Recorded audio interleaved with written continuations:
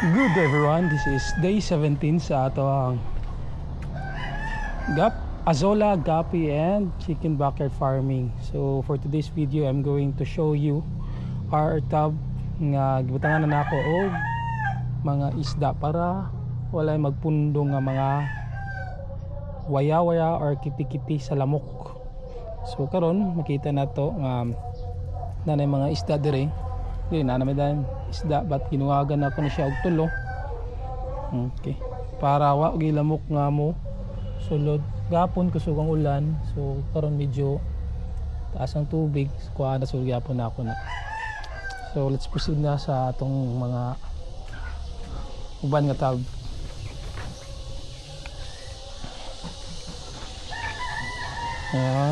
Still kuha na gapon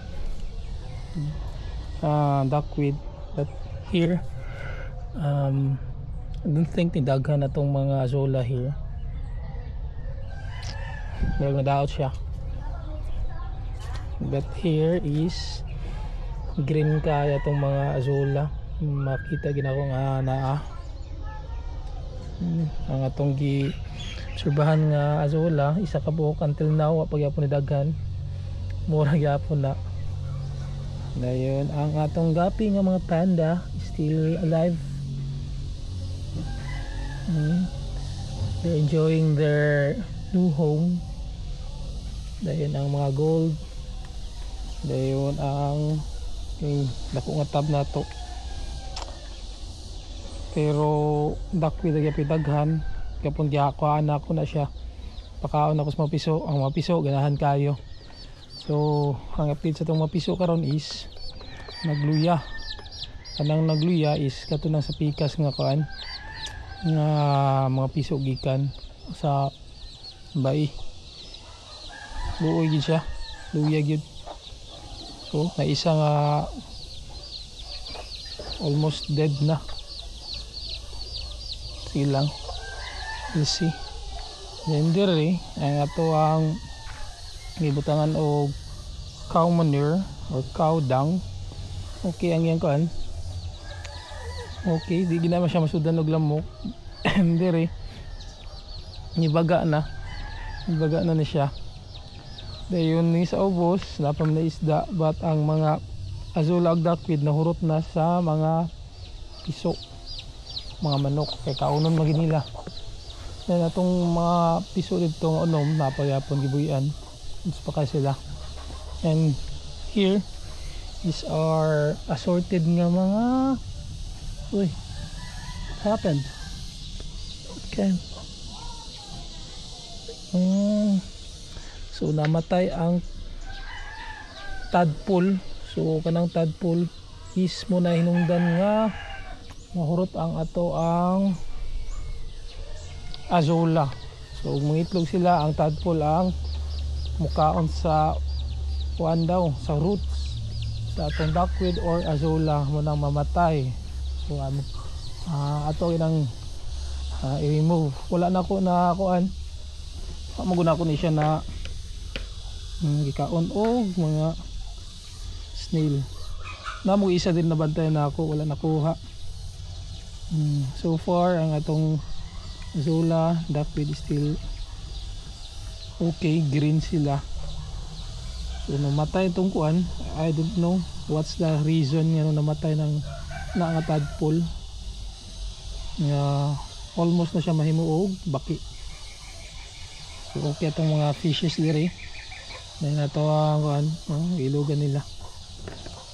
And here napagyapon ta itong mga gapi, but ang ato ang kuan azolla ni duckweed is dugay siya ni daghan. Siguro tungod sa sunlight. And dire po nidaghan na po itong tubig. Kusuking ulan gapon, mag-drain na ta ni tubig. Mag-drain na rata na siya kay para dili mahurot ang atong azolla. So let's proceed na sa atong main tank, one of our new pond. So So nag-scattered ang mga azolla nato.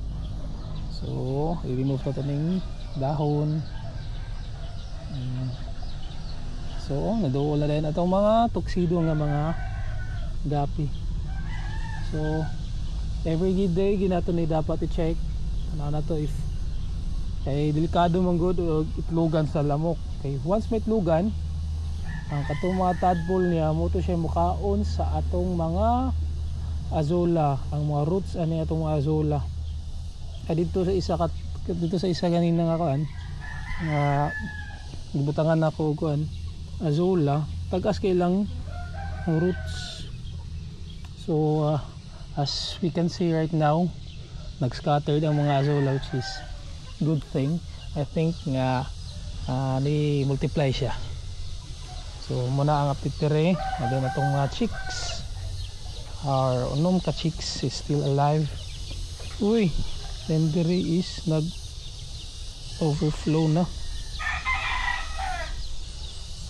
So gibutangan ako nig duha ka gapi para wala gilamok, but karon daghan kayo ang tubig.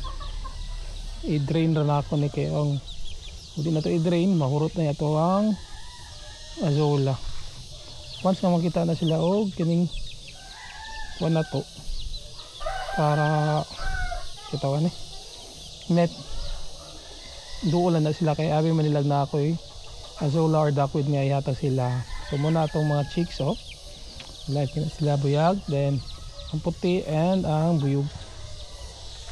Okay, let's proceed sa atong saka na miso. Ang upat na grays wala man nagkuhan window ng laag.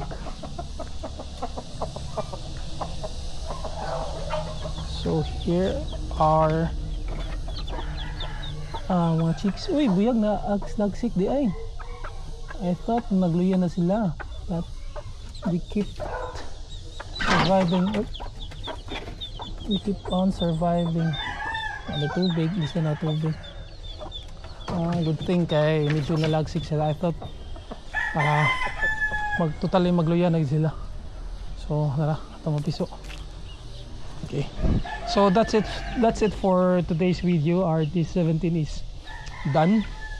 I am going to keep you updated sa atong azolla, gapi and chicken bucket farming. So that's it for today. Thanks for watching, and I do hope na i-follow ko ninyo, subscribe mo sa channel, and then banan ko ninyo sa akong journey. Mura na, God bless sa inyong tanan. Keep safe everyone. Bye bye.